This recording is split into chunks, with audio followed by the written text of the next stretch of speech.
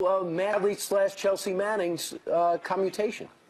Well, it is very ironic. The president-elect and I discussed this yesterday, but I'll just speak for me here. It's very ironic that you would have somebody who really imperiled national security, as Senator Tom Cotton said so eloquently yesterday, put our security and intelligence officers and others at risk, compared to everybody's head being on fire for how many months about WikiLeaks documents that embarrassed the Democrats and, of course, Hillary Clinton, since her staffers were questioning her judgment and the idea that she couldn't find her voice, had to focus group dozens and dozens of slogans to find out who she is and why she was running.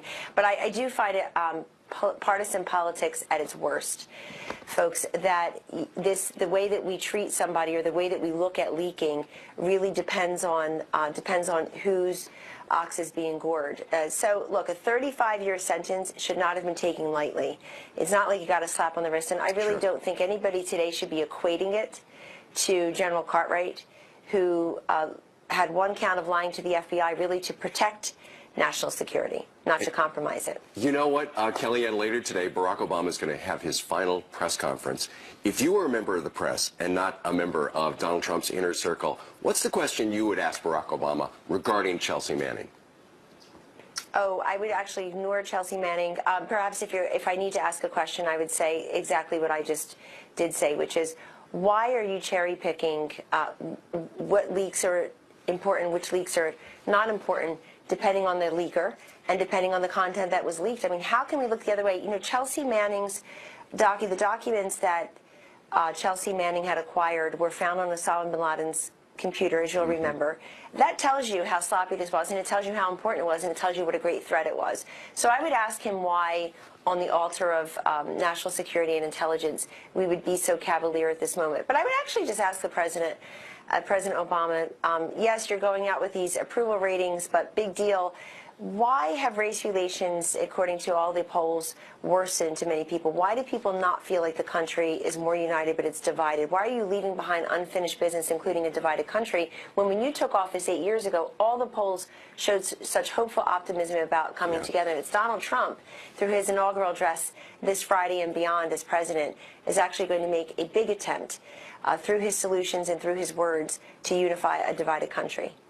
Yeah, well, yesterday when I was talking to him, he said it's not helping that all these congressmen and women are not going to the inauguration. He said that doesn't hurt him. He doesn't, to be frank, he doesn't really care. It's going to help, open up some more seats. He says it hurts the country, and that's what he cares about. I agree completely, Ainsley. There's no question. These are representatives, and what does that mean? It means they've been elected to be a voice for the people and to be a conduit down to their constituents about what is going on in Washington with the new administration. What better way to start that conversation than to attend the 58th inaugural and show that cohesiveness, that unity? Look, I give enormous credit to President Obama, First Lady Michelle Obama. They've been incredibly gracious and magnanimous and helpful to the President-elect, to the First Lady-elect, and to all of us on the senior staff. President and Secretary Clinton are coming. President Bush and Mrs. Bush are coming. President George 41, who I hope is fine. I know he's been hospitalized. He sent a wonderful note to the President-elect. Oh, he did? So I think everybody should follow that lead. Kellyanne, stick around. We're going to come right back after this break. We're going to sell some My Pillows. What about Twitter? You going to continue to tweet? Yeah. Look, I don't like tweeting. I have other things I could be doing. But I get very dishonest media, very dishonest press. And it's my only way that I can counteract. Like, for instance, when John Lewis said, he's never done it before, where he skipped an inauguration. Well, he has. It turned out to be a lie, so I'm able to say that. Now, if the press were honest, which it's not, I would absolutely not use Twitter. I wouldn't have to. So, Kellyanne, that was the sit-down yesterday with Donald Trump over at Trump Tower, and he was talking about Twitter. A lot of people wanted me to ask that question. He was saying he has 50 million followers between Facebook and Twitter. No matter what network you work for, you're never going to get that many viewers. So it's an opportunity for him to have a great direct message to the viewer. Right. It's precisely the way he ran his campaign and won, directly communicating. The man is the most brilliant communicator and natural connector I've ever seen, in politics or otherwise. And so he will continue that because the American people want information immediately. Ainsley, I call this the democratization of information, where you as an American get the same information as the big fancy networks and cable stations at the same time. You don't need somebody to filter it for you, to jaundice it for you.